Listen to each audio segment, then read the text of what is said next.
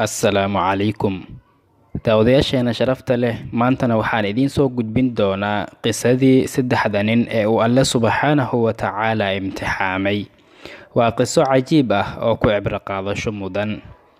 Maalin maalmaha ka mid ah ayuu nabigeena Muxammad sallallahu calayhi wasallam asagoo la fadhiya asxaabtiisa ridwaanullaahi calayhim wuxuu u sheegay qiso cajiib ah oo aysan horay u maqlin qiso la mid ah. Wuxuuna yidhi, waxaa jiri jiray 3 nin oo ka mid ah reer banu Israa'iil oo ah carruurtii Nebi Yacquub calayhi salaam oo sidoo kale lagu magacaabi jiray Israa'iil.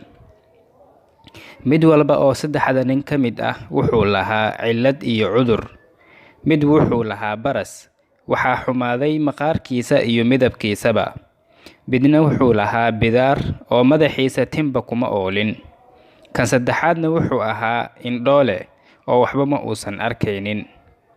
Wuxuu Alle Subxaanahu wa Tacaala doonay in uu imtixaamo oo uu tijaabiyo si loo kala ogaado midka Alle u shukrinaya iyo kan ku kufrinaya.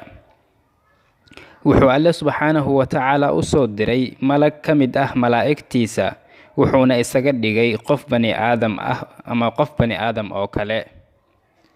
Malaggii ayaa wuxuu u tagay ninkii baraska lahaa, markaasuu ku yidhi, maxaad adduunka ugu jeceshahay? Wuxuu ninkii ugu jawaabay, waxaan ugu jeclahay maqaar wanaagsan iyo midab wanaagsan. Waayo dadka ayaa i dhibsaday, waana la i takooray, xishood ayaa i dilay. Waxaan jeclaan lahaa in uu maqaarkaygii sidii hore igu soo laabto. Malaggii ayaa korkiisa masaxay, markaasuu xanuunkii ka tagay, waxaana la siiyey maqaar wanaagsan iyo midab qurux badan. Markaasuu malaggii mar kale weydiiyey, xoolo maxaad ugu jeceshahay? Wuxuu ugu jawaabay, waxaan ugu jeclahay geela. Markaasuu malaggii siiyey hal geela oo riman ama uur leh, wuxuuna ku yidhi, Allah ha ku barakeeyo. Kadibna malaggii wuxuu u tagay ninkii bidaarta lahaa oo timo la'aanta ahaa, wuxuuna ku yidhi, maxaad adduunka ugu jeceshahay? Wuxuu ugu jawaabay, timo wanaagsan iyo in aan bidaartan ka bogsado.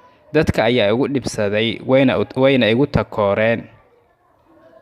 Malaggii ayaa gacantiisa madaxa uga masaxay, markaasay bidaartii u bogsootay, waxaana la siiyey timo wanaagsan. Markaasuu ku yidhi, xoolo maxaad ugu jeceshahay? Wuxuu ugu jawaabay, waxaan ugu jeclahay lo'da. Wuxuu siiyey sac riman ama uur leh, wuxuuna ku yidhi, Allah ha ku barakeeyo. Kadibna wuxuu malaggii asoo leh suurad bani aadam ah u tagay ninkii indhoolaha ahaa, markaasuu ku yidhi, maxaad adduunka ugu jeceshahay? Wuxuu ugu jawaabay, waxaan ugu jeclahay in uu Alle Subxaanahu wa Tacaala araggayga ii soo celiyo si aan wax u arko. Malaggii ayaa indhaha ka masaxay, wuxuuna Alle Subxaanahu wa Tacaala u soo celiyey araggiisa. Wuxuu weydiiyey, xoolo maxaad ugu jeceshahay? Wuxuu ugu jawaabay, waxaan ugu jeclahay ariga. Wuxuu siiyey ri riman ama wuxuu ku yidhi, wuxuu siiyey ri irmaan ah, wuxuuna ku yidhi, Allah ha ku barakeeyo. Muddo ka bacdi wuxuu Alle Subxaanahu wa Tacaala mid walba u barakeeyey xoolihiisa.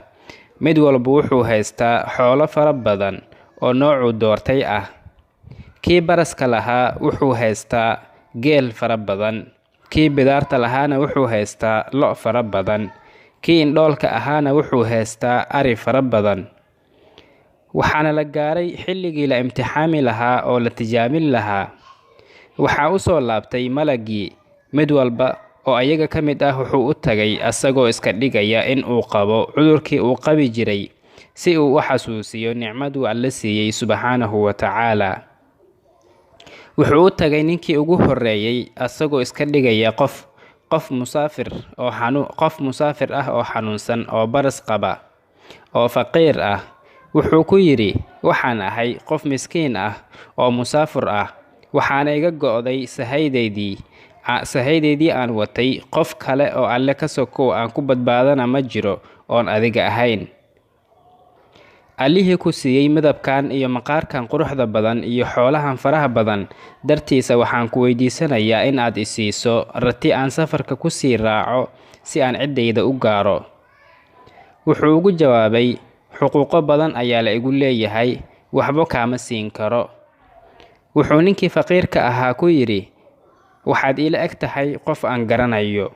Miyaadan ahayn ninkii faqiirka ahaa oo baraska lahaa oo dadku dhibsan jireen oo Alle taajir ka dhigay? Markaasuu ugu jawaabay asoo been sheegaya, xoolahan waxaan ka soo dhaxlay ab ka ab.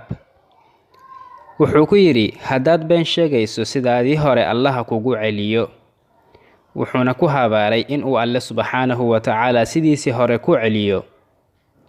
Alle ayaa xoolihiisa kulli ka qaatay, wuxuuna ku celiyey barasle faqiir ah oo dulli ah.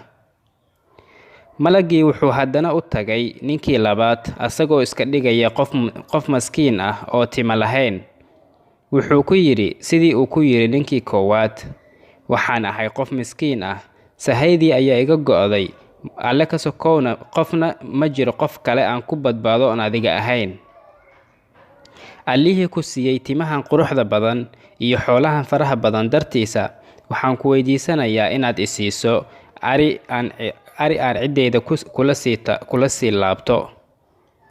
Ninkii bidaarta lahaa wuxuu ugu jawaabay sidii kii baraska lahaa, wuxuuna ku habaaray, haddii aad been sheegayso sidaadii hore Allah kugu celiyo.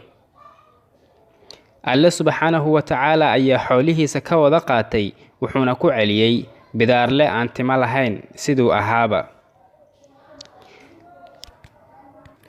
Waxaa soo haray ninkii indhoolaha ahaa. Malagii ayaa u tagay ninkii indhoolaha ahaa isagoo iska dhigaya nin miskiin ah oo indhoole ah. Wuxuuna ku yidhi, waxaan ahay nin miskiin ah oo musaafur ah, sahaydii ayaa iga go'day. Alle ka sokow maanta qof kaloo aan ku badbaadona adiga ahayn ma jiro. Allihii araggaagii kuu soo celiyey dartiisa waxaan ku weydiisanayaa ri aan safarka ku sii maro. Wuxuu ugu jawaabay, waxaan ahaan jiray indhoole, Alle subxaanahu wa tacaala ayaa araggayga ii soo celiyey. Waxaan ahaa faqiir, Alle ayaa hodan iga dhigay. Xoolahayga waxaad doonto ka qaado. Ilaah baan kugu dhaariye, Ilaah dartiisa aad maanta wax ii weydiisatay. Ilaah baan ku dhaartee, Ilaah dartiisa maanta waxaad iiga qaadato kaama celinayo ama kaama celin doono. Wuxuuna u oggolaaday in uu qaato wuxuu doono oo maalkiisa ka mid ah. Malagii ayaa ku yidhi, xoolahaaga hayso, waa la idin imtixaamayay, Allena waa uu kaa raali noqday.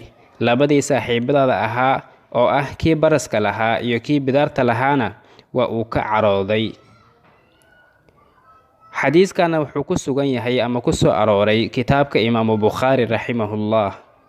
Qisadan waxay inoo caddaynaysaa in qof walba oo bani aadam ah la imtixaamayo, waana qadar aan laga baxsan karin. Wuxuu Alle subxaanahu wa tacaala addoommadiisa ku imtixaamaa dhereg iyo barwaaqo ama culays iyo dhibaato, khayr iyo sharba, si loo kala saaro kii wanaagsan iyo kii xun iyo kii runlowga ah iyo kii sharlowga ah.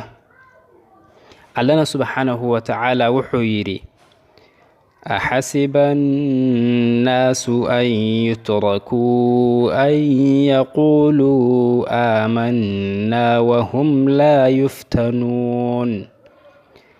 imtixaankuna wuxuu la eg yahay hadba inta addoonka iimaankiisa uu la eg yahay. Sacad bin Abi Waqaas, Allah ka raali noqdee, waxaa laga wariyey in uu yidhi, waxaan idhi yaa rasuulallah, dadka yaa ugu imtixaan adag? Wuxuu yidhi, waxaa ugu imtixaan adag ambiyada, kadibna saalixiinta, iyo qofba uu ka iimaan weyn yahay. Qof walba waxaa la imtixaamaa inta diinkiisu la eg yahay. Hadduu yahay qof diinkiisa ku adag, imtixaankiisuna waa uu siyaadayaa. Haddii diinkiisu jilcan yahayna waa laga khafiifiyaa.